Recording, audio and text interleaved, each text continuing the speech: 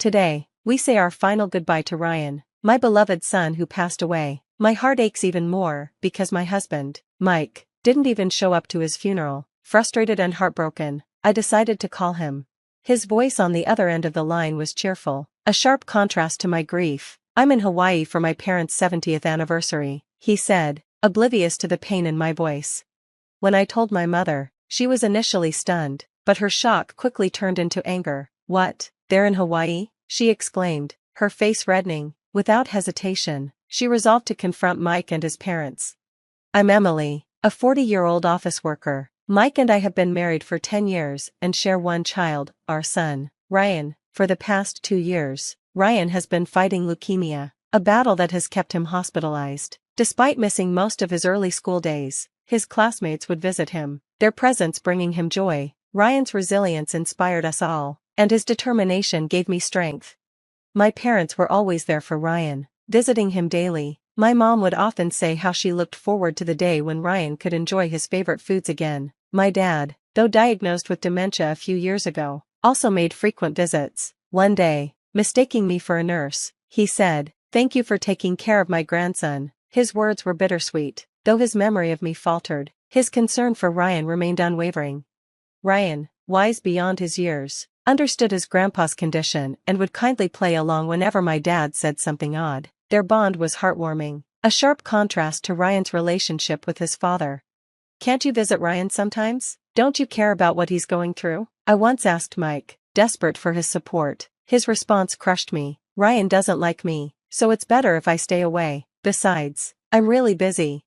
It was true that Ryan and Mike didn't get along. Mike had never been involved in Ryan's care, not even when he was a baby. Ryan, understandably, grew distant from his father. Whenever Mike had free time, he chose to spend it with his own parents, who also showed little interest in their grandson's health. "How can he be so heartless?" my mom said, her frustration evident. "And his parents, do they not care about Ryan at all?"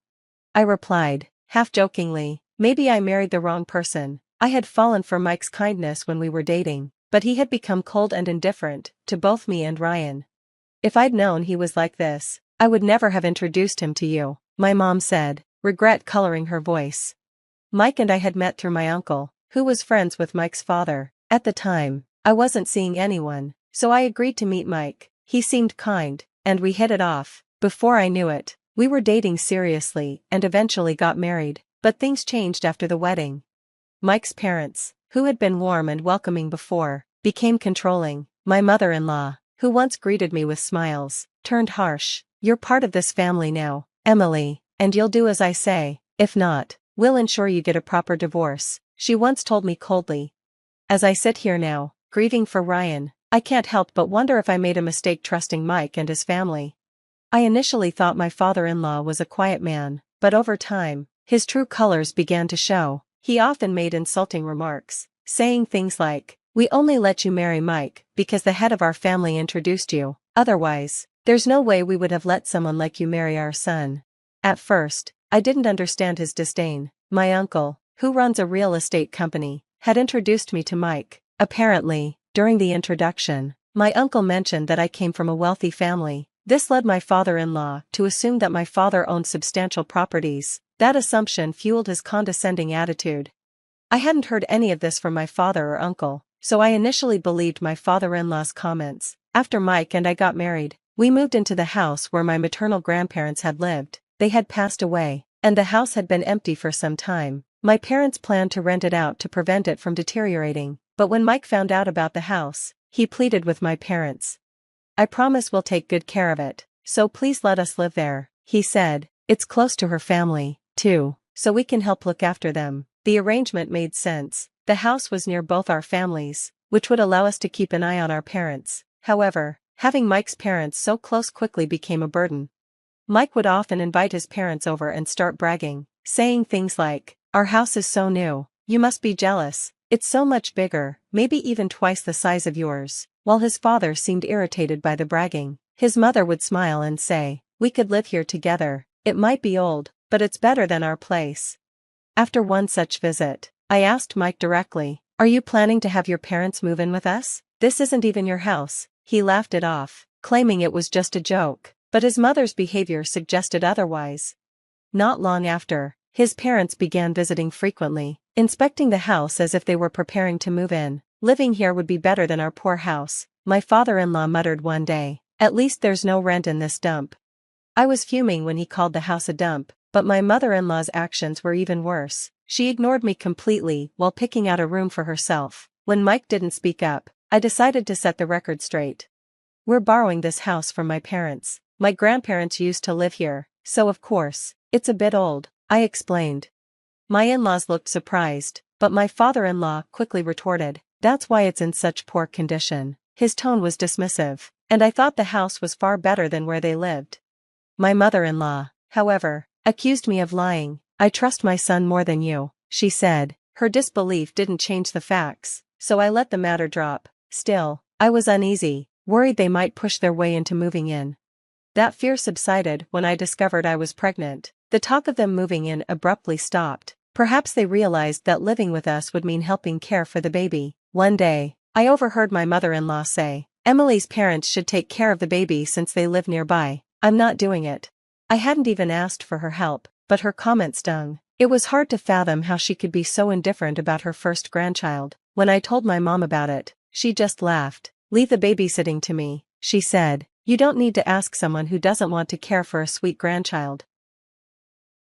She was right, and I decided to rely on my parents once the baby was born. When my son was born, my parents were overjoyed, but my in-laws only visited once. Even Mike's reaction was underwhelming. He didn't seem moved by the birth of our son, which was deeply disappointing. Don't worry, my mom said, trying to reassure me. Once the baby grows a little, Mike will feel more like a father. But as time went on, Mike showed no interest in our child. When our son turned 5, he fell ill. After several tests, the doctors diagnosed him with pediatric cancer. I was devastated, expecting Mike to support me through this unimaginable ordeal. Instead, he coldly said, "You'll have to cover the medical expenses yourself." It's not my problem. His words broke me, leaving me to shoulder the weight of our son's illness and medical care alone. I was furious at my husband's attitude as a father. His lack of empathy was infuriating, but his mother's words cut even deeper. It's because Emily passed on her genes that Ryan has cancer. None of our relatives have anything like that, so it must be her fault, she sneered. Hearing this, my father immediately stood up for me. Don't you care about Ryan? We'll take care of him ourselves. You can do whatever you want, he said, his voice firm and protective. My father's support forced my husband and in-laws to leave quietly. Even though I was already overwhelmed by my son's illness, their cruel remarks made everything harder. My mother, however, encouraged me. Don't be discouraged. Ryan needs you to stay strong. We'll do everything we can to support you, she assured me. Bolstered by her words, I resolved to focus entirely on my son and not rely on my husband any longer. With my parents' help, I juggled work and Ryan's care. They were retired and dedicated themselves to supporting me, something for which I was endlessly grateful. Despite his diagnosis, Ryan's condition initially improved, and he managed to live almost like any other child. However, my husband doubted the seriousness of Ryan's illness. Is Ryan really sick, or are you just trying to fool me? He questioned one day, watching Ryan play happily. I ignored his baseless accusations. Arguing with him felt pointless. Over time, my husband spent less and less time at home, retreating to his parents' house. Oddly, his absence made things easier for me, as he brought nothing but complaints. My parents stepped in to fill the gap, taking turns helping me care for Ryan. Meanwhile, my husband seemed increasingly uninterested in our son's life. He only returned to the house more frequently after Ryan was hospitalized 2 years ago. Leave the housework to me, he'd say casually. Then, with a smirk, he'd add, by the way, why don't you just give me this house? I ignored his remarks, but it was clear his concern was less about Ryan and more about the property. His plans to move in with his parents loomed over me like a dark cloud. During this time, my father was diagnosed with dementia, and my mother and I were constantly busy managing his care. My husband and in-laws remained oblivious to my father's condition. Even when my father occasionally visited, they seemed unaware. One day, my husband said offhandedly, "Your parents were here earlier." "They were just wandering around." "Are they not going to help with Ryan?" His relaxed tone infuriated me, but I let it go, too exhausted to explain. As my father's dementia progressed, my uncle began visiting more often. He and my mother frequently held serious discussions. When I asked about it, my mother only gave vague responses. I was worried, but before I could dwell on it, Ryan's condition worsened. Despite preparing myself for this moment, the reality was overwhelming. With my husband unreliable and my father's health declining, I leaned heavily on my mother for support. When I updated my husband about Ryan's deteriorating condition, his response shocked me. "I'm busy right now. Stop calling me." "You handle Ryan's situation," he said, dismissively. His lack of parental responsibility pushed me to the brink. I began seriously considering separating from him. Not long after, Ryan passed away. The grief was unbearable. I couldn't bring myself to handle any of the arrangements, but my mother and uncle stepped in, ensuring I could remain by Ryan's side until the very end. Just before the funeral, my uncle began to panic. "Where are Mike and his parents?" "They can't skip the funeral, can they?" he said, his voice rising in frustration. Seeing his concern, I called my husband. "Where are you?" "It's time to say goodbye to Ryan," I said, my voice trembling. "I'm at a party celebrating my parents' anniversary." "I told you not to call me right now," he replied cheerfully. Hearing his voice, my mother's face turned red with anger. "He's in Hawaii," she exclaimed. My uncle, visibly furious, sprang into action. While I hadn't expected much from my husband, knowing he chose a vacation over our son's funeral filled me with rage. "You knew Ryan was in critical condition and still went on a trip?" I said, my voice shaking. "I pity Ryan for having a father like you." I hung up, tears streaming down my face, as my mother comforted me. "I will never forgive them." "Don't worry, everything will be gone by the time they return from Hawaii," she said cryptically. Though her words confused me, I didn't have the energy to question them. Thanks to my mother and uncle's support, the funeral went smoothly. Afterward, however, I felt lost. My entire life had revolved around Ryan, and now I didn't know how to move forward. "Leave the future to me, Emily. Go back to your parents' house and take it easy," my uncle advised. Taking his advice, I returned home and helped care for my father while taking time off from work. My workplace was understanding and granted me an extended break, which was a relief. Then, one day, my husband called. "Emily, I can't get into the house." "Did you change the locks?" "Changing them without notice is awful," he said, sounding panicked. "I didn't change the locks," I replied calmly. "But I'm planning to end things with you, so don't call me anymore." I hung up, but moments later, he called again, this time more frantic. "My parents' house has been demolished. There's a land for sale sign up." "What's going on?" he shouted. "I don't know what you're talking about," I said, cutting him off. "Check with my uncle." When I checked with my uncle, he seemed pleased and invited me to visit my in-laws' family home to see what was happening. Curious and apprehensive, I went as instructed. When I arrived, I found my husband and his parents standing outside, looking utterly stunned. "What's the meaning of this?" my father-in-law demanded. "Our house is gone. Is this because we didn't take you to Hawaii? Did you demolish the house out of spite?" The accusation left me baffled. I could never do something like that. "I was busy grieving my son and arranging his funeral," I retorted, frustrated by the absurdity of her claim. Just then, my uncle and mother arrived. My mother's expression was cold and resolute. "People who didn't even attend their own grandson's funeral have no right to complain," she said, her voice sharp. "You should reflect on your actions." Mike and his parents fell silent, but the silence didn't last. My father-in-law quickly recovered and began ranting. "You can't just demolish the house and sell the land. I'm the owner of that property," he shouted, brandishing a document. His declaration made me pause. Could he be suffering from dementia as well?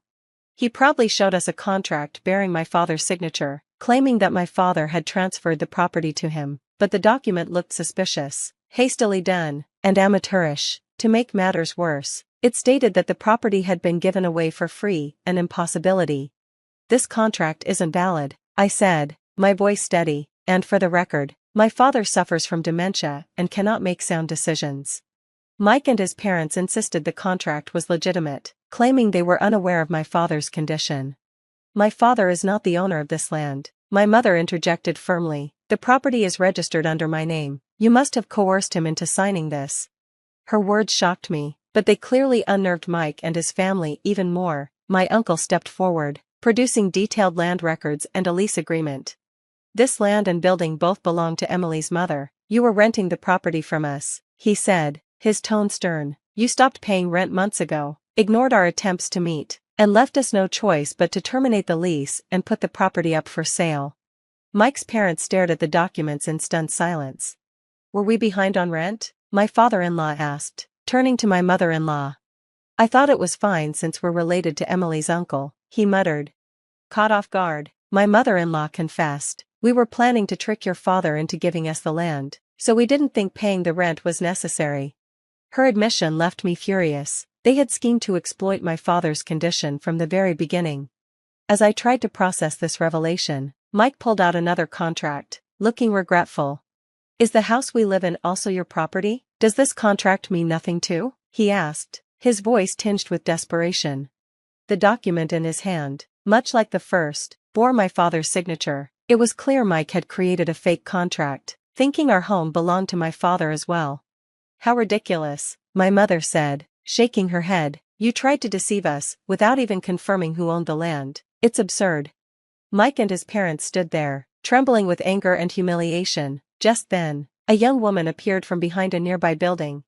When will you pay me back for the travel expenses I covered? And what about the life insurance payout from your son? She asked. Her appearance left Mike visibly panicked. My uncle smirked. Even after your son's death, you took your mistress to Hawaii. You truly are shameless, he said. We've investigated everything. I was stunned but quickly realized that the woman was Mike's mistress. My uncle must have suspected Mike's infidelity and secretly looked into it. Realizing she'd walked into the middle of a volatile situation, the mistress hurriedly fled. I didn't think you could stoop so low, I said to Mike. Our son must be appalled from heaven. Unfazed, Mike chased after her, leaving his parents to face the fallout. How does it feel to have enjoyed yourselves in Hawaii, relying on my son's life insurance money? I asked coldly. Unfortunately for you, I'm the beneficiary. You'll have to pay for your extravagant trip on your own. With no comeback, Mike's parents quickly left. After the funeral, I realized what my mother had meant about removing Mike and his family from our lives. I filed for divorce and sought alimony. It turned out Mike had been cheating on me for 2 years and had planned to abandon me after our son's death, thinking he could avoid responsibilities like child support while benefiting from the life insurance payout.